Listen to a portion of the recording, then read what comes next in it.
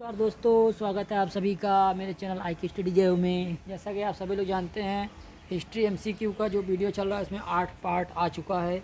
आज 9वां पार्ट आ रहा है, तो चलिए शुरू करते हैं। चैप्टर नंबर 15 है मॉडरेट फेज यानी उदारवादी समय 1885 से 1905। आइए देखते हैं। भारतीय राष्ट्रीय कांग्रेस के उदारवादी युग में भारतीय ग्लैड स्टोन की उपाधि दी गई तो दादा भाई नौरोजी को। कांग्रेस ने स्वराज प्रस्ताव वर्ष 1906 में पारित किया। प्रस्ताव का उद्देश्य क्या था? स्वशासन सुनिश्चित करना। भारत के ग्रैंड ओल्ड मैन की संज्ञा किसे दी जाती है? दादा भाई नौरोजी को। स्वराज को बतौर राष्ट्रीय मांग के रूप में सर्वप्रथम रखा था दादा भाई नौरोजी ने।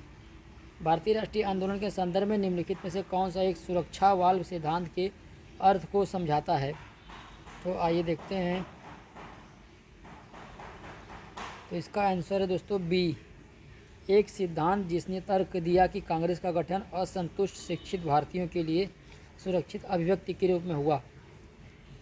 दादा भाई नौरोजी आमतौर पर किस नाम से जाने जाते थे? Grand old man of India. निम्नलिखित में से किसे भारतीय ग्लैडस्टोन कहा जाता है? तो दादा भाई नौरोजी को। ब्रिटिश हाउस ऑफ कॉमन्स में चुने जाने वाले दादा भाई नौरोजी प्रथम भारतीय थे जिन्होंने इस दल की टिकट पर चुनाव लड़ा। तो उदारवादी दल। राजा जनता के लिए बने हैं, जनता राजा के लिए नहीं बनी। राष्ट्रीय आंदोलन के दौरान निम्नलिखित में से किसने यह वक्तव्य दिया था? दादा भाई नौरोजी ने। निम्नलिखित में से किस नेता ने 1906 में कलकत्ता कांग्रेस अधिवेशन की अध्यक्षता की थी? दादा भाई नौरोजी। ब्रिटिश पार्लियामेंट में चुना जाने वाला प्रथम भारतीय कौन था? दादा भाई नौरोजी। दादा भाई नौरोजी के विषय में निम्नलिखित में से कौन सा एक कथन असत्य है? तो उन्होंने 4 बार भारतीय राष्ट्रीय कांग्रेस की अध्यक्षता की असत्य है, 3 बार किए थे। आइए देखते हैं सत्य कथन। 1892 में उन्हें ब्रिटिश पार्लियामेंट का एक सदस्य निर्वाचित किया गया था। वह पहले भारतीय थे जो एल्फिंस्टन कॉलेज बम्बई में गणित एवं भौतिकी के प्रोफेसर नियुक्त हुए थे। उन्होंने एक गुजराती पत्रिका रफ्त गुप्तार का आरंभ किया था। निम्नलिखित में से कौन सा कथन दादा भाई नौरोजी के विषय में सत्य नहीं है? वे ब्रिटिश पार्लियामेंट के सदस्य के रूप में अनुदारवादी पार्टी के टिकट पर नहीं जबकि उदारवादी दल पर लड़े थे। उन्होंने गुजराती के प्रोफेसर के रूप में यूनिवर्सिटी कॉलेज लंदन में कार्य किया था। सत्य है। उन्होंने poverty and un British rule in India पुस्तक लिखी थी। उन्होंने बम्बई में महिला शिक्षा की नींव रखी थी। The grand old man of India के नाम से कौन जाना जाता था? दादा भाई नौरोजी। भारतीय राष्ट्रीय कांग्रेस के उदारवादी युग में भारतीय ग्लैडस्टोन की उपाधि दी गई दादा भाई नौरोजी को। तिलक ने पूना सार्वजनिक सभा का उपयोग निम्नांकित को लोकप्रिय बनाने के लिए किया। तो दुर्भिक्ष की अवस्था में रैयत के वैधानिक अधिकार। निम्नलिखित में से किस राष्ट्रवादी नेता को राजनीति में अतिवादी और सामाजिक विषयों में रूढ़िवादी बताया गया है? तो बाल गंगाधर तिलक को। निम्नलिखित में से किसने सन 1906 के भारतीय राष्ट्रीय कांग्रेस के कलकत्ता अधिवेशन में दादा भाई नौरोजी के अध्यक्षीय भाषण को पढ़ा था? गोपाल कृष्ण गोखले। निम्नलिखित में से किसने 1906 के भारतीय राष्ट्रीय कांग्रेस के कलकत्ता अधिवेशन में दादा भाई नौरोजी के अध्यक्षीय भाषण को उनके बदले पढ़ा था? तो गोपाल कृष्ण गोखले ने। कांग्रेस के लिए समर्थन प्राप्त करने के लिए 1889 ईस्वी में एक समिति स्थापित की गई। निम्न में से कौन उस समिति का सभापति था? दादा भाई नौरोजी थे। किसने कांग्रेस पर अनुनय विनय तथा विरोध की राजनीति करने का आरोप लगाया? बाल गंगाधर तिलक, बीजी तिलक। किसने भारतीय राष्ट्रीय कांग्रेस पर प्रार्थना याचना तथा विरोध की राजनीति करने का आरोप लगाया? तो बाल गंगाधर तिलक। निम्न में से कौन मध्यम मार्गी नहीं था? तो बाल गंगाधर तिलक।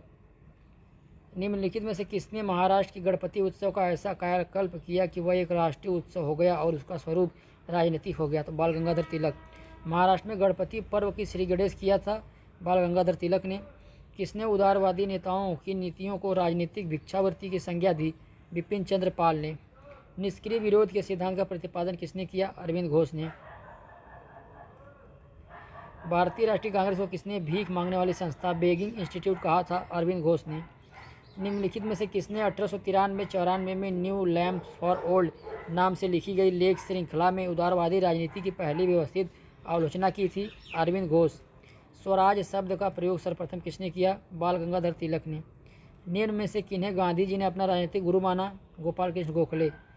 18 वर्ष की आयु में स्नातक, 20 वर्ष की आयु में प्रोफेसर तथा सुधारक के सह संपादक, 25 वर्ष की आयु में सार्वजनिक सभा और प्रांतीय सम्मेलन के मंत्री, 29 वर्ष की अवस्था में राष्ट्रीय कांग्रेस के मंत्री, 34 वर्ष की आयु में प्रांतीय विधायक, 36 वर्ष की आयु में इंपीरियल विधायक, 39 वर्ष की आयु में भारतीय राष्ट्रीय कांग्रेस के अध्यक्ष एवं देशभक्त जिसे महात्मा गांधी ने अपना गुरु माना, इन शब्दों में एक जीवनकार ने वर्णन किया है तो गोपाल कृष्ण गोखले का। बाल गंगाधर तिलक सांप्रदायिकतावादी थे। उन्होंने धर्म का राजनीतिक अस्त्र के रूप में प्रयोग किया। ए गलत है किंतु आर सत्य है। प्रारंभिक राष्ट्रीय आंदोलन की आधारभूत कमजोरी उसका संकीर्ण सामाजिक आधार था। कथन और कारण है यह इसमें सम्मिलित होने वाले सामाजिक समूहों के संकीर्ण हितों के लिए लड़ता था। ये सही है परंतु आर गलत है। निम्नलिखित में से किसने कांग्रेस के प्रारंभिक अधिवेशन को 3 दिवसीय तमाशा कहा था? तो अश्विनी कुमार दत्त। भारतीय राष्ट्रीय कांग्रेस ने निम्नलिखित में से किस अधिवेशन में निकासी के सिद्धांत को औपचारिक रूप से स्वीकार किया? तो किसी में नहीं। गोपाल कृष्ण गोखले ने किस वर्ष में भारत सेवक मंडल सर्वेंट ऑफ इंडिया सोसाइटी की स्थापना की? तो 1905। गोपाल कृष्ण गोखले ने निम्नलिखित में से किसकी स्थापना की थी? Servant of India society. Gopal Krishna Gokhale ने कांग्रेस के किस अधिवेशन में अध्यक्षता की थी? 1905 बनारस। निम्नलिखित में से कौन सा उग्र राष्ट्रवादी नेता नहीं था? नहीं थे, गोपाल कृष्ण गोखले नहीं थे। भारतीय राष्ट्रीय कांग्रेस के नरम दलीय नेताओं के संबंध में निम्नलिखित कथनों में से कौन सा एक सही नहीं है? तो वे जमींदारों तथा भारतीय ग्रामीण जन के शोषण की समस्या उपेक्षा करते थे। गलत। वे विदेशी माल के बहिष्कार की वकालत करते थे। वे भारत में संपदा के अपहरण के लिए ब्रिटिश की आलोचना करते थे। वे ब्रिटेन की साम्राज्यिक अर्थव्यवस्था में भारत द्वारा निभाई जा रही जानदार भूमिका को समझते थे। निम्न में से कौन नेता उग्रवादी नहीं था? तो WC बनर्जी। ये नरम दल थे। नरम दल के अधिकतर नरमपंथी नेता थे तो शहरी क्षेत्रों से। 20वीं शताब्दी के आरंभिक 2 दशकों में भारतीय राष्ट्रीय कांग्रेस का मुख्य लक्ष्य क्या था? औपनिवेशिक स्वायत्तता। कांग्रेस के नरम दल के नेताओं की आंदोलन की पद्धति थी राजवामबंद आंदोलन। Chapter number 16 partition of Bengal and Swadeshi movement. Bengal का विभाजन और स्वदेशी आंदोलन। भंग के बाद कौन सा आंदोलन शुरू हुआ था? स्वदेशी आंदोलन। बंगाल का विभाजन हुआ 16 अक्टूबर 1905 को। 1905 में लॉर्ड कर्जन द्वारा किया गया बंगाल का विभाजन कब तक बना रहा? सम्राट जॉर्ज पंचम द्वारा दिल्ली में 1911 के शाही दरबार में कर्जन के अधिनियम को निरस्त किए जाने तक। बंगाल का विभाजन करने वाला गवर्नर जनरल था कर्जन। निम्नलिखित कथनों पर विचार कीजिए और उनमें निर्दिष्ट एक व्यक्ति को नीचे दिए गए कूट की सहायता से पहचानिए। इंग्लैंड में अपने प्रवास के दौरान उन्होंने ब्रिटिश लोगों को भारत के शासक के रूप में उनके दायित्वों के बारे में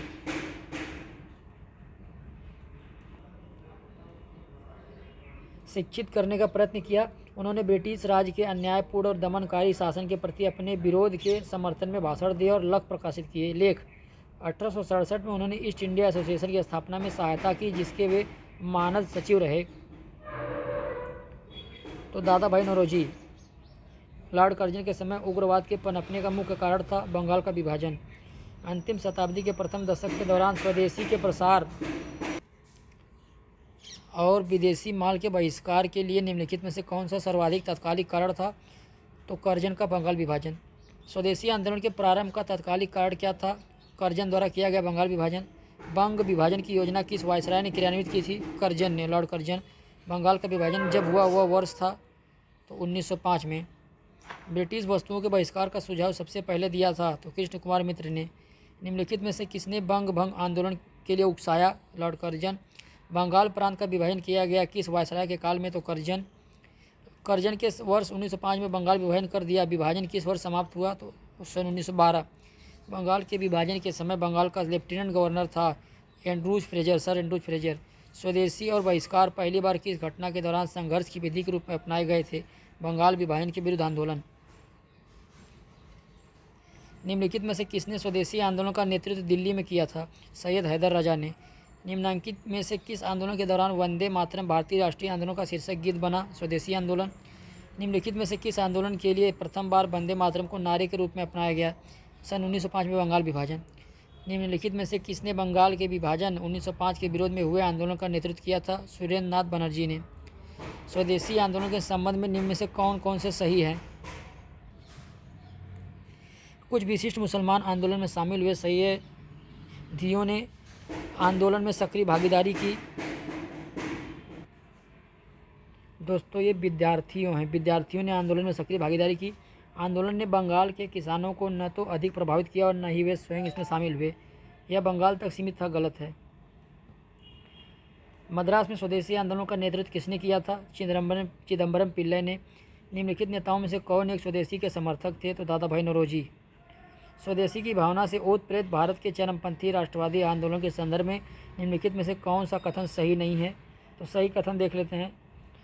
वर्ष 1878 में राष्ट्रीय शिक्षा की योजना सतीश चंद्र मुखर्जी द्वारा तैयार की गई। बंगाल नेशनल कॉलेज की स्थापना वर्ष 1906 में हुई, जिसके प्रधानाचार्य अरविंद थे। टैगोर ने आत्मशक्ति की उपासना का उपदेश दिया, जिसका मुख्य उद्देश्य गाँव का सामाजिक और आर्थिक पुनरुद्धार करना था। बी गलत है। लियाकत हुसैन ने 22 साल के मुस्लिमों को किसानों के आंदोलन में उसका नेतृत्व किया, गलत है। भारतीय स्वतंत्रता संग्राम के संदर्भ में 16 अक्टूबर 1905 निम्नलिखित कारणों में किसके लिए प्रसिद्ध है? बंगाल विभाजन। भारतीय राष्ट्रीय कांग्रेस ने निम्नलिखित में से किस अधिवेशन में स्वदेशी के प्रस्ताव को अपनाया था? तो कलकत्ता अधिवेशन, बनारस अधिवेशन 1905 में।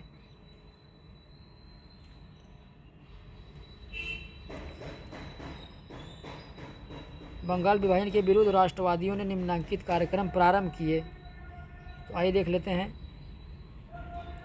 बायकॉट, उसके बाद स्वदेशी और राष्ट्रीय शिक्षा।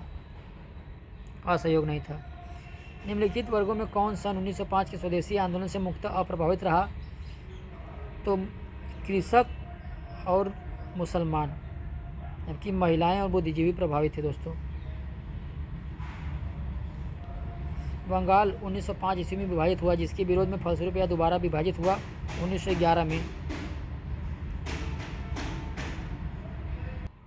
स्वदेशी आंदोलन के विषय में निम्नलिखित में से कौन सा सत्य नहीं है? तो इसने मुसलमान जनों का समर्थन प्राप्त हुआ, सत्य है। इसके पूर्व हुए किसी भी अन्य राजनीतिक आंदोलन की अपेक्षा इसमें अधिक व्यापक ज्ञान आकर्षण था, सत्य है। यह आर्थिक चरित्र का था। स्वदेशी आंदोलन को इंग्लैंड की आमूल परिवर्तनवादी प्रेस के एक अनुभाग का सहयोग मिला था। वह पहला व्यक्ति कौन था जिसने स्वदेशी आंदोलन की विचारधारा की वकालत की थी? तो भोलानाथ चंद्र ने। किसने राष्ट्र को चतुर्मुखी कार्यक्रम बहिष्कार, स्वदेशी, स्वराज और राष्ट्रीय शिक्षा दिया? तो बाल गंगाधर तिलक ने। दोस्तों आज यहीं समाप्त करते हैं, क्योंकि यहाँ बहुत नौई हो रही है। धन्यवाद।